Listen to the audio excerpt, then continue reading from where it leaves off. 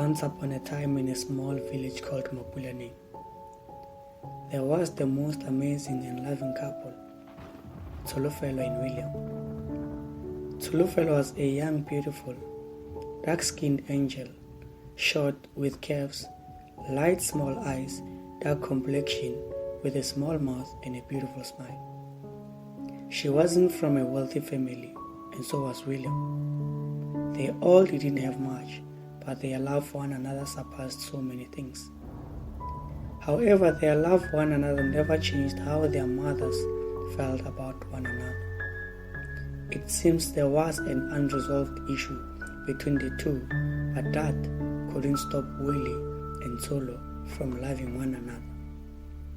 Like it was mentioned in the beginning, they didn't have much, but they made the world out of the little they had. William and Tsolo's relationship wasn't that easy. They had no cell phones to call one another. The only means of communication they had was letters, but it didn't work for them because in most cases their parents had an access to their letters before they can get them, and that often kept them away from them. Even so, under such complexities, their love for one another never failed. Instead, they loved one another even more. Willie would often sing a lovely melody when passing at Tsholofelo's place when they are about to meet. Willie was a good singer, by the way. Immediately when Tsholofelo hears such, she'd know that it's time for them to meet at a place they named the Place of Love.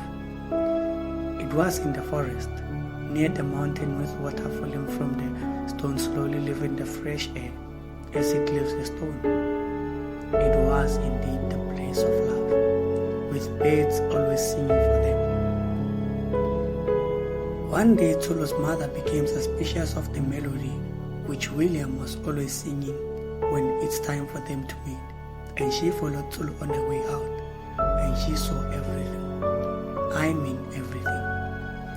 Even though everything she saw was love, she locked the door for Tsolo while she was saying,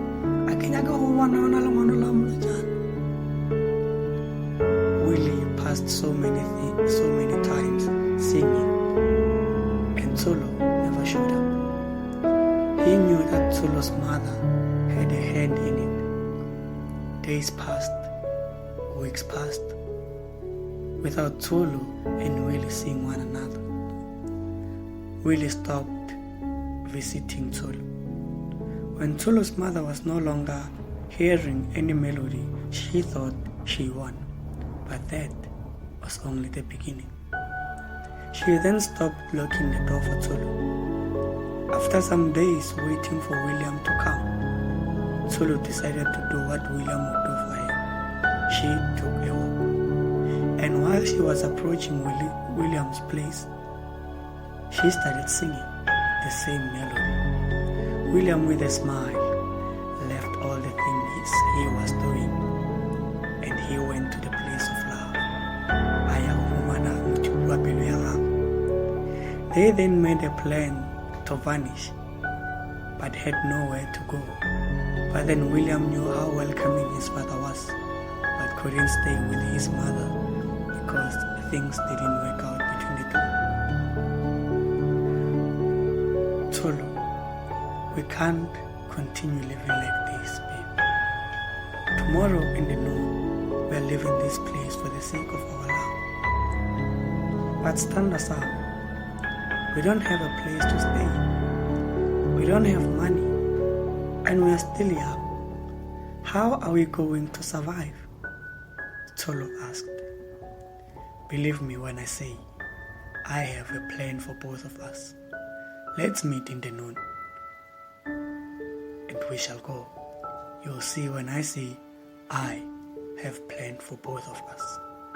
Willie said, and they left.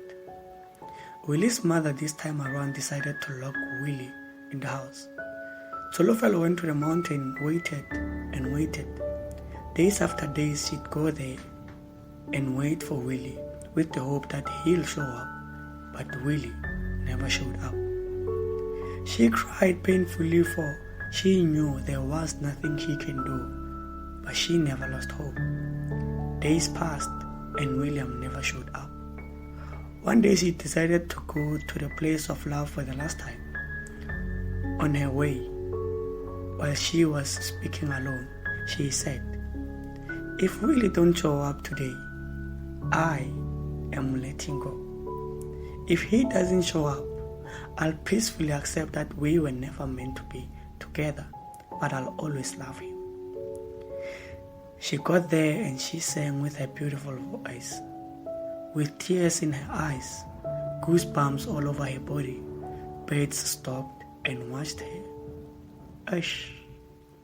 I wish you could see her sitting in a pool made of her tears, in pain, imagining life without Willie. Love is such an amazing thing. When she was about to stand up, she smelled a familiar odor and felt hands pressing her shoulders down, and all of a sudden, the hands covered her eyes. Then she heard a deep voice singing a familiar melody from behind, and she knew that was Willie. She smiled in tears. And suddenly she heard a voice saying, "I saw the day and the night coming together. I saw our love dying in my eyes. I felt how empty life can be without you.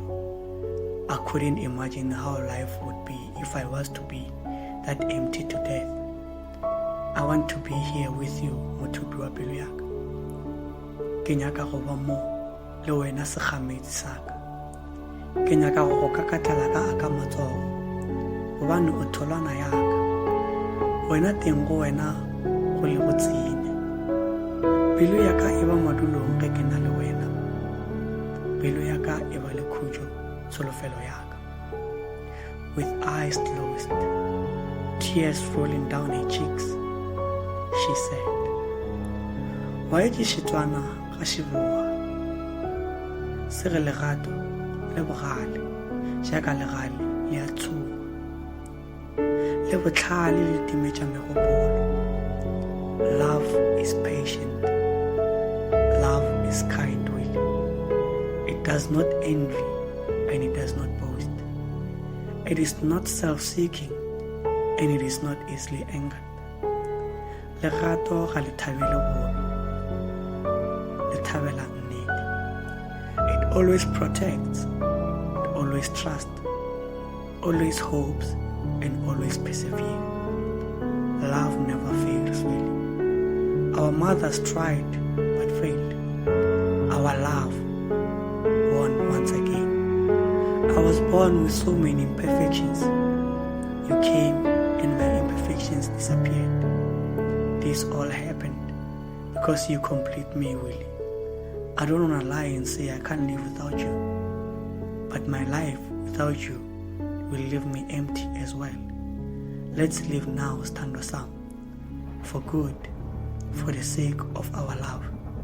There's no time to plan. The time is now. Let's do it for us." They held hands